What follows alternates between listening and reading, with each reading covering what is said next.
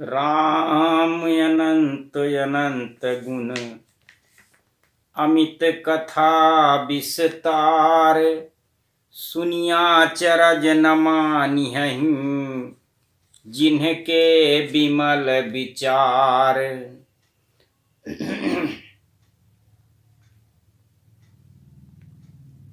रामचंद्र जी अनंत हैं, उनके गुण भी अनंत हैं, उनकी कथाओं का विस्तार भी अनंत है और वो असीम हैं। अतः जिनके निर्मल विचार हैं वे इस कथा को सुनकर आश्चर्य नहीं करेंगे।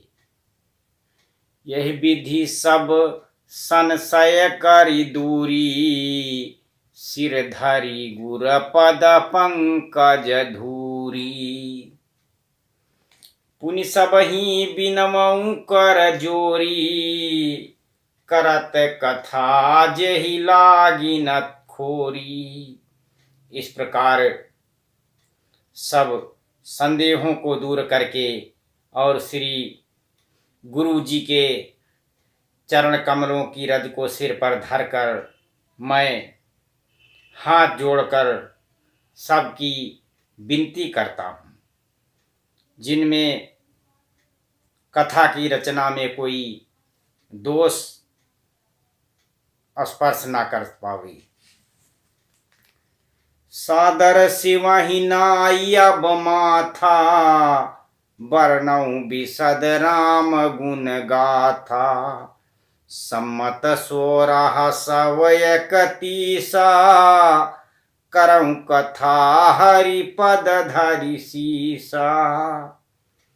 अब आदर पूर्वक भगवान शिव जी को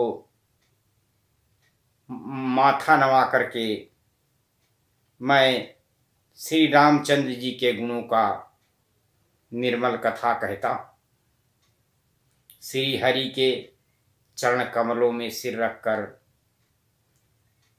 मैं सम्मत 1931 से इस कथा को आरंभ कर रहा हूँ। नवमी भौम बार मधुमासाय, अवधपुरी यह चरित प्रकाशा।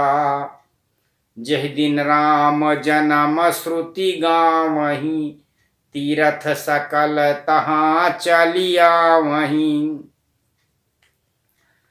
चैत्र मास की नवमी तिथि मंगलवार के दिन अयोध्या जी में यह चरित्र प्रकाशित हुआ था, जिस दिन श्री रामचंद्र जी का जन्म महोत्सव होता है। वेद कहते हैं कि उस दिन सारे संसार के तीर्थ अयोध्यापुरी में ही आकर के वास करते हैं। असुर नाग खग नर मुनि देवाय, करहि रघुनायक सेवा। जन्म महोत्सव रचहि सुजाना, करहि राम कर कीरति गाना।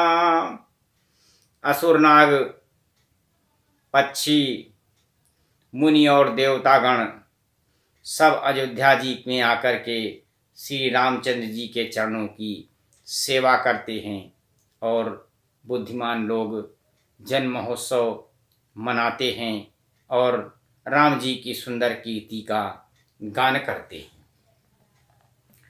मज्जहि सज्जन वृंद बहु, पावन सरजू नीर। जपहि राम धर ध्यान उर, सुंदर श्याम शरीर।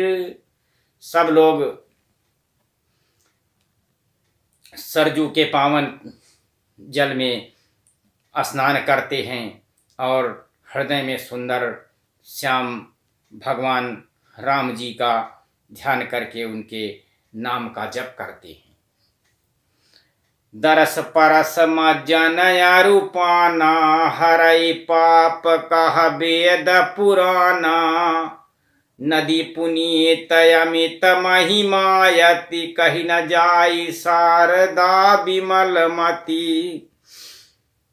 वेद पुराण कहते हैं कि जो श्री सरजू जी के दर्शन कर, स्पर्श कर, स्नान कर और जलपान करता है, वो सभी पापों, उसके सभी पाप दूर हो जाते हैं।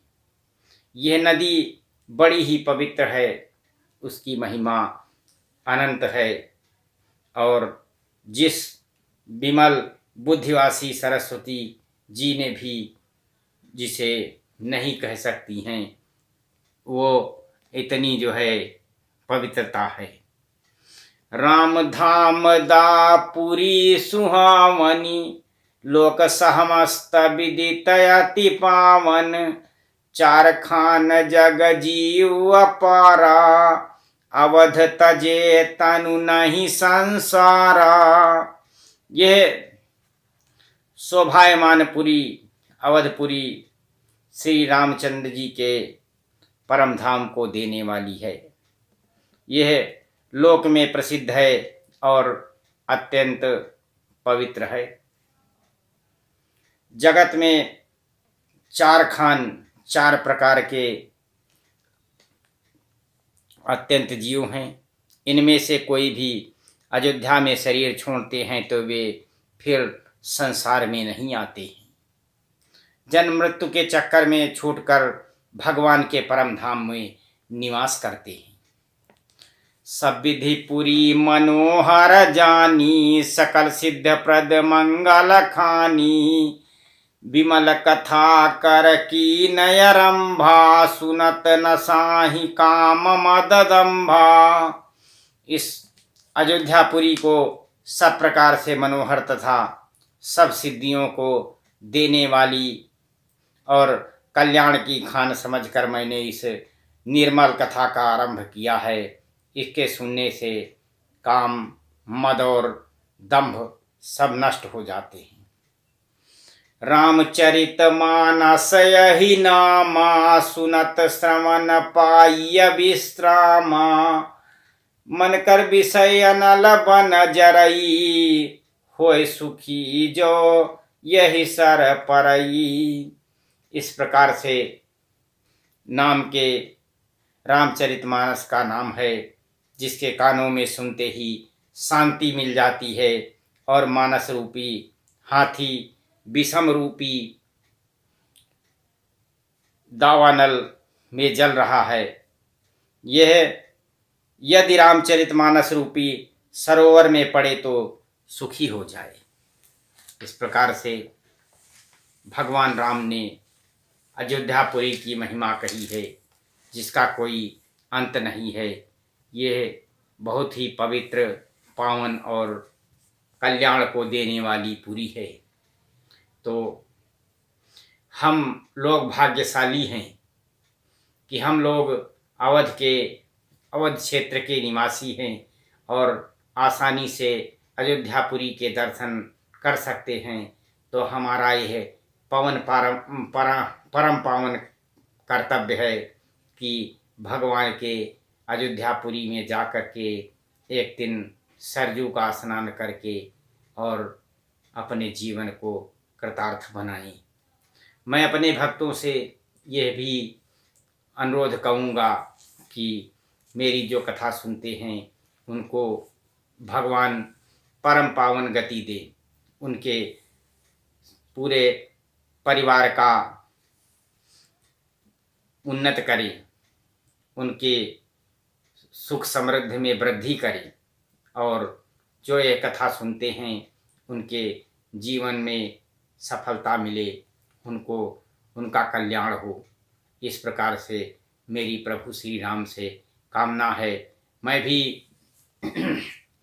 अपने भक्तों से यह कहूँगा कि जैसा कि रामलला की स्थापना की तिथि घोषित हो गई है, तो यह 22 जनवरी 2024 में होनी है।